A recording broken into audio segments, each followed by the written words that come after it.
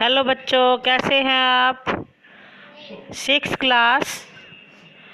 पुस्तक का नाम है राजनीतिक विज्ञान राजनीतिक जीवन। चैप्टर नंबर 4 लोकतांत्रिक सरकार के मुख्य तत्व।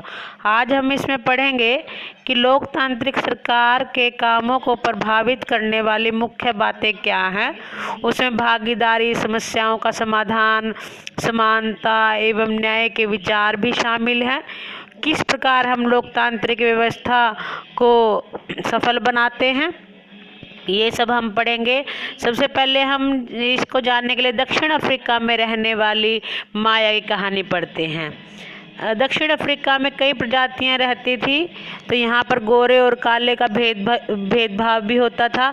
जोहान्सबर्ग में एक रहने वाली 11 वर्ष की दक्षिणी अफ्रीकी लड़की माया, तो एक दिन वो सफाई कर रही थी, उसे एक रजिस्टर मिला, तो उसमें बहुत सारे समाचार पत्र, तस्वीरें भरी हुई थी। तो उसमें एक 15 साल के लड़के के विषय में बताया गया था कि उसको गोली मारकर उसकी हत्या कर दी थी। तो उसने अपनी माँ से पूछा उसके विषय में, तो ये कहा भी ऐसा क्यों, पुलिस ने उस लड़के को गोली क्यों मारी। तो माया ने समझाया कि दक्षिण अफ्रीका में पहले रंग भेद कानून शामिल था, यानी कि गोरे और काले का भेद होता था। उनके अनुसार, वहाँ के कानून के अनुसार श्वेत, अश्वेत, भारतीय एवं अन्य प्रजातियाँ एक दूसरे से संबंध नहीं बना सकती थी, आसपास नहीं रह सकती थी। अश्वेत लोग यानी कि काले लोग सुविधाओं का कोई उपयोग नहीं कर सकते थे। तो माया को इस बात पर विश्वास ही नहीं हो रहा था, और अपनी माया की माँ क्रोध भरी आवाज़ में अपनी बेटी को रंग भेद कानून के अधीन के जीवन काल के बारे में बता रही थी। उन्होंने किस प्रकार बताया कि श्वेत और अश्वेत लोगों को अस्पताल में, अस्पताल की गाड़ियों में ये सब सुविधाएं भी नहीं दी जाती थी। बहुत भेदभाव होता था, न ही वोट देने की आज्ञा होती थी, न ही ज़मीन वो रख सकते थे, घटिया ज़मीन उनको मिलती थी। ऐसे ही सोवेटो दक्षिण अफ्रीका के दक्षिण पश्चिमी हिस्से में एक शहर था, इसमें भी शहर में अश्वेत लोग रहते थे। हेक्टर नेडवलोवू यहाँ रहता था। वहाँ के श्वेत लोग अफ्रीकांस भाषा बोलते थे। हेक्टर और स्कूल के अन्य विद्यार्थियों पर भी इस भाषा को सीखने के लिए जोर डाला जाता था, जबकि वो लोग अपनी भाषा जुलू सीखना चाहते थे। तो इस प्रकार हेक्टर अपने सहपाठियों के साथ मिलकर अफ्रीकांस सीखने का विरोध कर रहा था।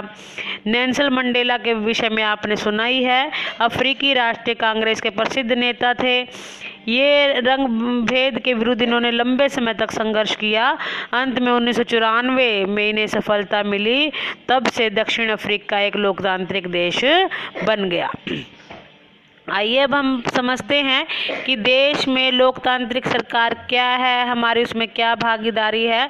तो भागीदारी क्या है कि हमारे देश में नियमित रूप से चुनाव होने का क्या कारण है। लोकतंत्र में लोग निर्णय लेते हैं, यह बात आपने पिछले अध्याय में पढ़ी। चुनाव में वोट देकर वे अपने प्रतिनिधि को चुनते हैं। आपको पता है ना कि जब इलेक्शन होते हैं तो सभी बड़े जो है हमारे घर से वोट डालने के लिए जाते हैं, तो वो क्या करते हैं, अपना नेता चुनते हैं, अपना प्रतिनिधि चुनते हैं। और जब वो प्रतिनिधि चुन लिया जाता है तो उस वक्त लोगों की मांग और ज़रूरतों को ध्यान में रखा जाता है। लोकतंत्र में सभी सरकार एक निश्चित अवधि के लिए चुनी जाती है। भारत में यह अवधि 5 वर्ष की है। एक बार चुने जाने के बाद सरकार 5 वर्ष तक सत्ता में रहती है।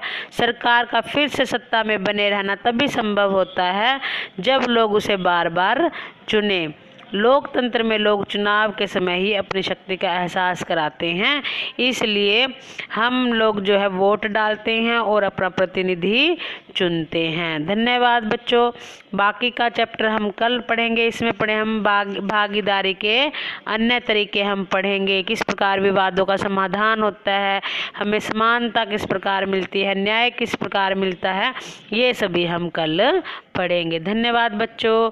आपको यहाँ तक इस चैप्टर की रीडिंग लेनी है।